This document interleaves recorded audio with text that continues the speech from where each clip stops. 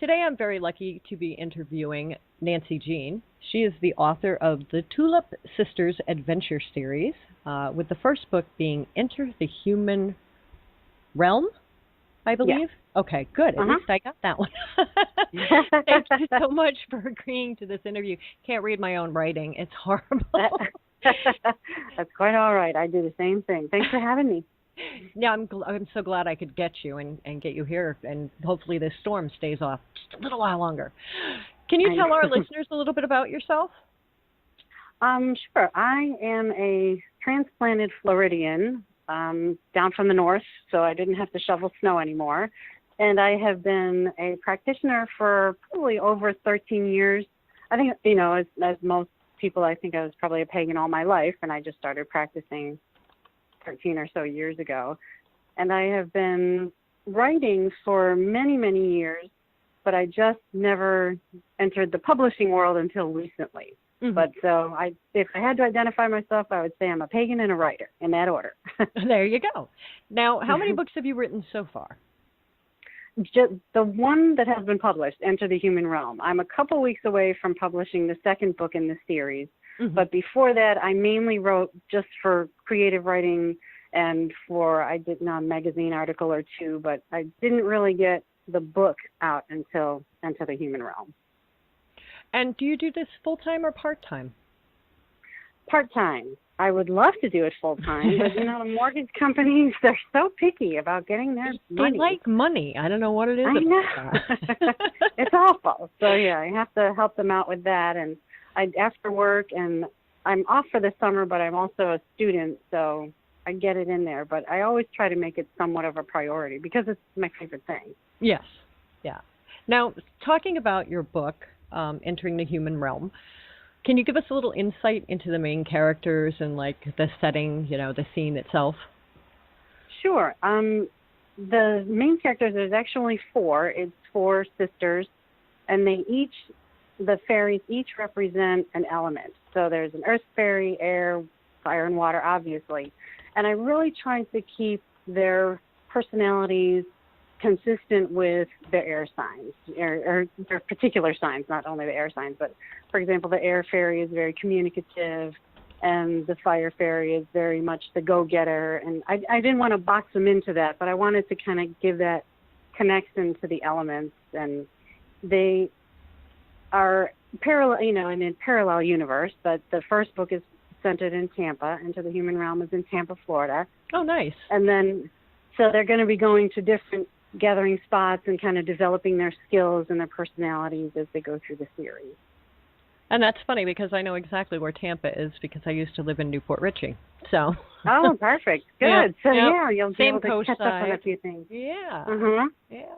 This may sound like a funny question, but why do you write? I think I have to be honest.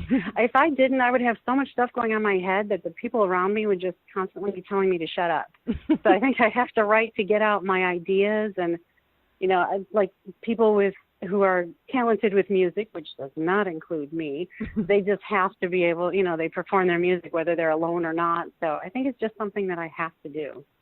Keep your head clear, otherwise it would drive you insane, right? Yes, and everyone else around me. Now, do you ever get writer's block? I don't know that I think every writer probably gets it to some degree, but I know I've heard of stories where you're just looking at a blank page and nothing comes at all. And knock on wood, I haven't gotten to that point, but I do get stuck. Sometimes you just can't get a scene together, or you just can't figure out how you're going to work something in a story. Mm-hmm. So I do get it, but I've got a magical solution for it. Well, there you go. I have a fountain pen and a bottle of blue ink and a very particular book that I use whenever I'm just getting stuck. I just grab I turn off the computer, I go old school, and I just write anything that comes to my mind. And usually after a while, it kind of gets the motor running. So that helps me through it. It's amazing, though, that sometimes you have to do that as a writer. You have to actually write it down in penmanship to uncreate that block. Slow down. Yep. Slow down your thought process so that you can focus a little bit better. It really does help me. Mm-hmm. So do you set a time and a place to write? Well, I just basically write at my desk, but I don't really have a set time. I try to write after work every day. I don't have any dependents other than the dog and the cat. I've got a lot of freedom with when I can write, so Yeah. it helps. But I'm one of those where when I get free time, pretty much that's what I want to be doing is writing, so I'll do it during my free time. Well, that's good, and I'm assuming it's kind of relaxing for you too at the same time. It can be. Sometimes the characters frustrate me a little bit and don't tell me what they're going to do, and that can be irritating. But for the most part, yeah, it is. I'm very fortunate to have the situation that I have where I can write on my own time schedule. Yeah, that is nice too. What's the hardest part about writing this book so far? Revisions. And, when you're writing, you just think you're just pouring brilliance onto paper, and it's so perfect. And then when you go back and you see that it doesn't really work, and you have to cut a scene or you cut a favorite phrase that you just knew was going to be quoted, forever, it's really hard to just kind of say, okay, this isn't working, and I have to take it out and move on and be a big girl and move on. So yes, revising editing. Yes, it's hard. Yes. Yeah. Now, what's the easiest part about writing this book?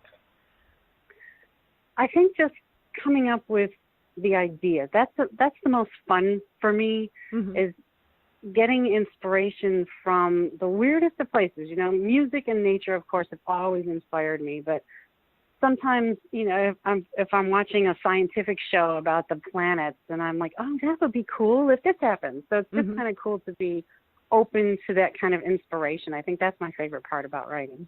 Plus, it's fictional, so you don't have to make everything exact. Right. Yeah. Yeah, I got a little leeway here. Yeah, you get just a little more leeway. Now, what authors have inspired you? Well, I don't know that there's any fiction author out there that can't say that they weren't inspired by J.K. Rowling. She's my favorite all time. I'd read the Women's Grocery List if I had to. She's just, I think she's fabulous. But I also like Jonathan Kellerman and those authors that can do murder mysteries where they plant the little seeds throughout the book, and you're kind of led in one direction and you think you've got it figured out, and then at the end you don't really have it figured out. I like that. Yeah. Yeah, I like those too. Those are some of my favorites. A little surprise, something different. Exactly. Now, when you do reading for yourself and you grab a book, do you grab an actual book or is it a digital book? I am so terrible because I published in digital only for about a year first. I only had digital, but I love the feeling of the book. Yeah. That's why I published again in paperback. There's something about the Kinetic Connection where you're sitting and you're turning the pages. Maybe it's because of, that's what I did when I was growing up, and always when I was enjoying reading, that was just part of the process, was turning the pages or, Plus, holding you never the cover. have to worry about the battery dying and right. And the smell. I don't know what it is about old books, but I love the smell of old books. They're fabulous. I know. Yeah. And yeah, the ones that you read over. You read them over and over again, and as soon as you open up, you're transported back. I love that. Exactly. Now, you are working on the second book in the series right now, correct? Yes. And what's the name of this one? This one is called Through the Fairy Ring, and it's actually going to take place in Japan. Oh, awesome. Awesome. So that's going to be something to look forward to. It's been fun. It was I've never been there, so it was a little difficult trying to research it, but that was actually kind of part of the fun, was doing the research for it. But yeah, Google can be your best friend. Oh my gosh, I know. How did people write before? How did they know anything? Right?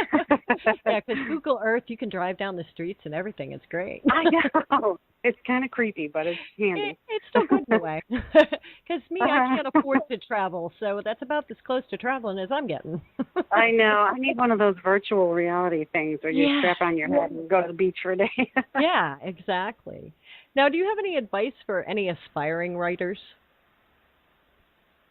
Well, aside from just write and don't stop writing, I think one of the things that really helped me was getting into a writer's group.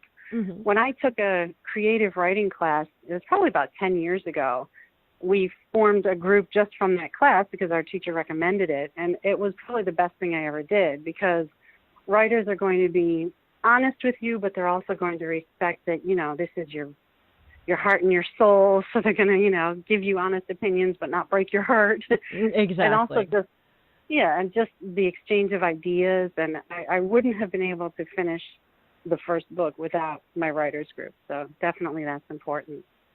Now, how did you publish your first book, and why did you choose to do it that way? I published electronically through Amazon just because Amazon's the big bad, you know, all-knowing, all-seeing publisher. And I had tried before to go through, traditional publishing is really competitive and it's very, very difficult. And, you know, I did my query letters and I sent that out and I got, you know, rejection letters, which is part of the process. But just the odds of ever really getting published and the timetable of getting it published through traditional publishing was a bit prohibitive. So I just went through Amazon. And plus, you have all control. Yes. You're kind of a control freak, so it really helps to be able to control every step of the process when you publish through Amazon. Yeah, and I've talked to people who do that for the specific reason of they're doing a series of books, and they were worried that if they published the first book and it didn't sell well, the second book wouldn't get picked up. And, you know, and that's not fair because there are some readers out there who are looking forward to that second book. You know? As me as being the reader, I'd be very upset that, you know, the second book never came out. So a lot, and it is a great option now for people who write to be able to publish themselves now, where they don't have to go through the whole hassle of trying to get signed up with a company and everything else. So. Yeah, and I know in writers groups, I know that a few writers groups that you can get into will also help you in editing. So you don't have to pay somebody else to edit, because that can be expensive too. It really can. And it's very important, but it's also, you know, sometimes you can spend $400 or $500 just editing a, you know, not a very large book. And unless you're charging, you know, I mean, Amazon, the basic rate for new novels is about $2.99. So you've got to sell how many copies just to make up for the editing and it's not cost. like you're getting the whole $2.99 either. Right. Yeah. If you want to be rich, do not become an author. No. It's a slow process. And unless you're picked up and they really pump your books out like Stephen King, you know, it's like, you have to be really, really, you know, he paid a lot to get where he is. Guaranteed. He's paid a lot of money out to get where he is. So. Yeah, and I don't think that a lot of people see that profit margin too much. So. No. You have to love it. You have to love writing if you want to be an author. Yes, I totally agree with that. It's just like a musician these days, especially the pagan musicians. They don't get paid as much as, you know, they should, because most of the time they're just doing festivals or house parties or whatever. So they're living hand to mouth too. And you can see some amazing talent, and just because they aren't part of the big, you know, publicity machines, you know, you just wonder how come they're not more successful. But I guess success is relative. But I agree, and there's music out there that I love that most people has never heard of. So same with authors. Yep. So. But I want to thank you again for coming on and letting us get a little glimpse into your world, Nancy. Thank you so much. Thank you very much for inviting me on. This was great. We'll have to do this again sometime when the next book comes out. Yes, we will. We've got 5 more books or 4 more books to go. So we got 4 more interviews coming up. All right, everybody, stay tuned. We'll be right back with more.